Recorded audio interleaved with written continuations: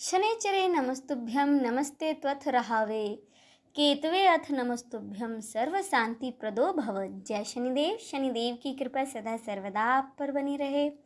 आज है 12 जुलाई शनिवार का दिन। आज के इस वीडियो में हम पाठ करेंगे शनिवार व्रत कथा का। तो चलिए शुरू करते हैं। एक समय स्वर्गलोक में सबसे बड़ा कौन है, इस प्रश्न पर 9 ग्रहों में वाद विवाद हो गया। विवाद इतना बढ़ गया कि परस्पर युद्ध की स्थिति बन गई। निर्णय लेने के लिए सभी देवता देवराज इंद्र के पास पहुंचे और बोले, हे देवराज, आपको निर्णय करना होगा कि हम में सबसे बड़ा कौन है। देवताओं का प्रश्न सुनकर देवराज उलझन में पड़ गए। इंद्र बोले, मैं इस प्रश्न का उत्तर देने में असमर्थ हूँ। अब हम सभी पृथ्वी लोक में उज्जैनी नगरी में राजा विक्रमादित्य के पास चलते हैं। अब सब देवता इंद्र सहित उज्जैनी नगरी में जा पहुंचे। महल में पहुंचकर सब देवताओं ने राजा से अपना प्रश्न पूछा तो राजा विक्रमादित्य भी कुछ देर के लिए परेशान हो उठे, क्योंकि सभी देवता अपनी अपनी शक्तियों के कारण महान थे। किसी को भी छोटा या बड़ा कह देने से उनके क्रोध के प्रकोप से भयंकर हानि पहुंच सकती थी। पर अचानक राजा विक्रमादित्य को एक उपाय सूझा और उन्होंने विभिन्न धातुओं जैसे कि सोना, चांदी, कांसा, तांबा, शीशा, रांगा, जस्ता, अभ्रक और लोहा, इनके 9 आसन बनवाए। धातुओं के गुणों के अनुसार सभी आसनों को एक दूसरे के पीछे रखवाकर उन्होंने देवताओं को अपने अपने आसन पर बैठने के लिए कहा। जब सब देवता अपने अपने आसन पर बैठ गए, तब राजा विक्रमादित्य ने कहा कि आपका निर्णय तो स्वयं ही हो गया। जो सबसे पहले सिंहासन पर विराजमान है वही सबसे बड़ा है। राजा विक्रमादित्य के निर्णय को सुनकर शनिदेव ने सबसे पीछे आसन पर बैठने के कारण अपने को सबसे छोटा मानकर क्रोधित होकर कहा कि हे राजा विक्रमादित्य, तुमने मुझे सबसे पीछे बिठाकर मेरा अपमान किया है। तुम मेरी शक्तियों से अभी परिचित नहीं हो। अब मैं तुम्हारा सर्वनाश कर दूंगा।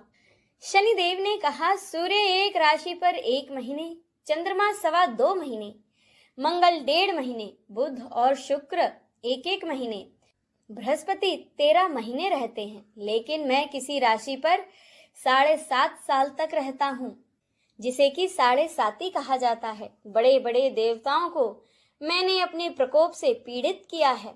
भगवान राम को 7.5 के कारण ही वन में जाकर रहना पड़ा और रावण को 7.5 के कारण ही युद्ध में मृत्यु का शिकार बनना पड़ा। राजा, अब तू भी मेरे प्रकोप से नहीं बचेगा। इसके बाद अन्य ग्रहों के देवता तो प्रसन्नता के साथ चले गए, परंतु शनिदेव बड़े क्रोध के साथ वहां से विदा हुए। राजा विक्रमादित्य तो पहले की तरह ही न्याय करते रहे। उनके राज्य में सभी स्त्री पुरुष बड़े ही आनंद से जीवन यापन कर रहे थे। बहुत दिन बीत गए। उधर शनि देवता अपने अपमान को भूले नहीं थे। उन्होंने राजा विक्रमादित्य से बदला लेने के लिए घोड़े के व्यापारी का रूप धारण किया और बहुत से घोड़ों के साथ उज्जैनी नगरी में आ पहुंचे। राजा विक्रमादित्य ने राज्य में किसी घोड़े के व्यापारी के आने का समाचार जब सुना तो उन्होंने अपने अश्वपाल को कुछ घोड़े खरीदने के लिए भेजा। वह घोड़े बहुत ही कीमती थे। अश्वपाल ने जब वापस लौटकर इस संबंध में राजा को बताया तो राजा विक्रमादित्य ने स्वयं आकर एक सुंदर व शक्तिशाली घोड़े को पसंद किया। घोड़े की चाल देखने के लिए राजा उस घोड़े पर सवार हुए तो वह घोड़ा बिजली की गति से दौड़ पड़ा। तेजी से दौड़ता घोड़ा राजा को दूर एक जंगल में ले गया और राजा को जंगल में गिराकर वह घोड़ा थोड़ी दूर जाकर गायब हो गया। अब राजा अपने नगर को लौटने के लिए जंगल में भटकने लगा, लेकिन उन्हें लौटने का कोई रास्ता न मिला। अब घूमते घूमते राजा को भूख प्यास लगाई। जंगल में बहुत देर तक घूमने पर राजा को एक चरवाहा मिला। राजा ने उससे पानी मांगा। पानी पीकर राजा ने उस चरवाहे को अपनी अंगूठी दे दी। फिर उससे रास्ता पूछकर वह जंगल से निकलकर पास के नगर में जा पहुंचा। राजा ने अब एक सेठ की दुकान पर बैठकर कुछ देर तक आराम किया। उस सेठ ने राजा से बातचीत की तो राजा ने उसे बताया कि मैं उज्जैनी नगरी से आया हूँ। राजा के कुछ देर दुकान पर बैठने से सेठ जी की दुकान पर बड़ी बिक्री हुई। सेठ ने राजा को बड़ा भाग्यवान समझा और खुश होकर वह राजा को अपने घर भोजन के लिए ले गया। सेठ के घर में सोने का एक हार खूंटी पर लटका हुआ था। राजा को सेठ ने उसी कमरे में छोड़ दिया और वह बाहर चला गया। तभी एक आश्चर्यजनक घटना घटी। राजा के देखते ही देखते सोने के उस हार को वह खूंटी निगल गई।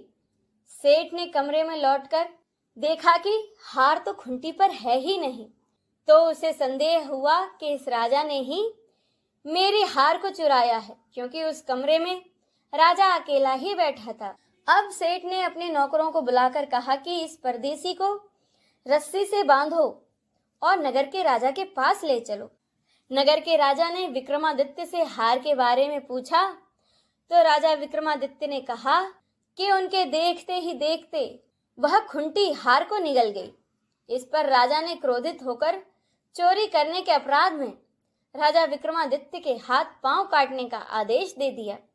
राजा का आदेश मिलते ही सेवकों ने राजा विक्रमादित्य के हाथ पांव काटकर उसे नगर की एक सड़क पर छोड़ दिया।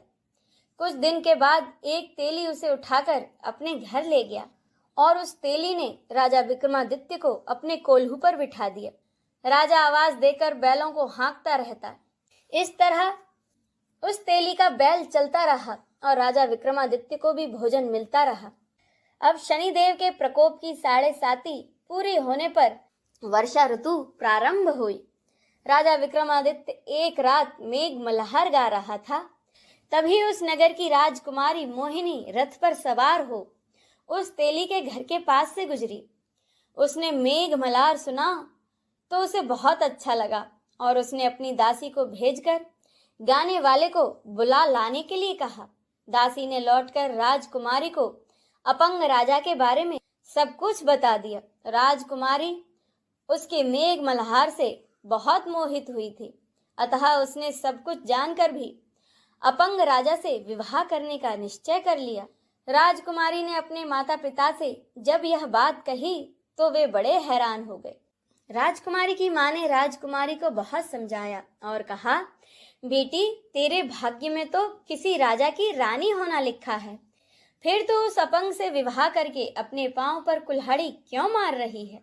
लेकिन राजकुमारी ने अपनी जिद न छोड़ी और अपनी जिद पूरी करने के लिए उसने भोजन करना छोड़ दिया और प्राण त्यागने का निश्चय कर लिया।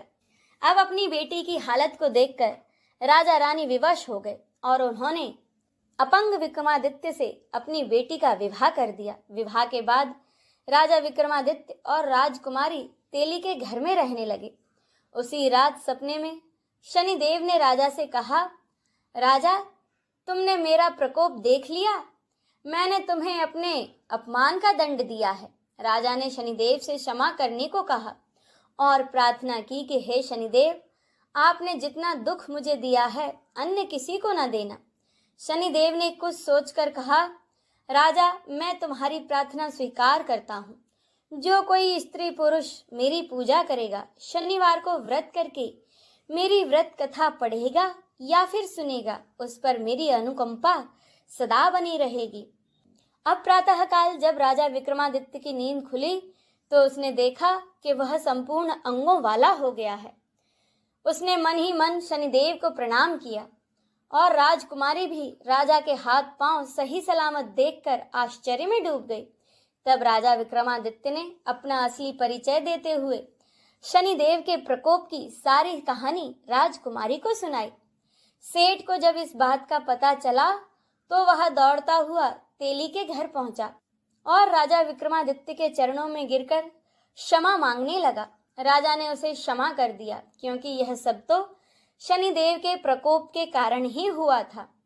अब सेठ एक बार फिर से राजा को अपने घर ले गया और उसे भोजन कराया। अब फिर से भोजन करते समय वहां एक आश्चर्यजनक घटना घटी। सबके देखते देखते उसी खूंटी ने उस हार को उगल दिया। अपनी गलती को सुधारने के लिए उस सेठ ने अपनी बेटी का विवाह भी राजा विक्रमादित्य के साथ कर दिया और उसे बहुत सा सोना चांदी धन देकर विदा किया।